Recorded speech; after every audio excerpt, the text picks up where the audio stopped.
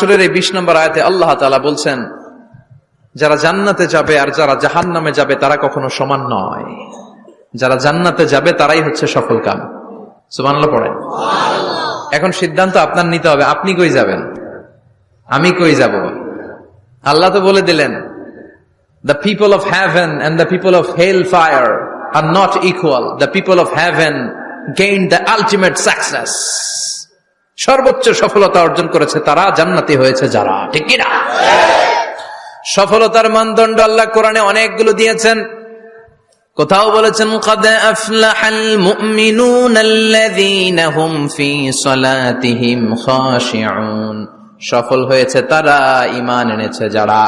আবার কোথাও বলেছেন, قد أفلح من زكاها وقد خاب من دساها, নিজের আত্মাকে পরিশুদ্ধ করেছে যারা, সফল হয়েছে তারা। আবার সূরা হাশরের 20 নম্বর আয়াতে আল্লাহ বললেন, জান্নাতে ঢুকতে পেরেছে যারা, সফল হয়েছে তারা। জান্নাতে ঢুকতে, কোন রকম ঢুকতে পারলেই সফল। এটাই তো আমরা চাই। আমরা কি চাই? জান্নাত চাই। চিল্লায় বলেন, কি চাই?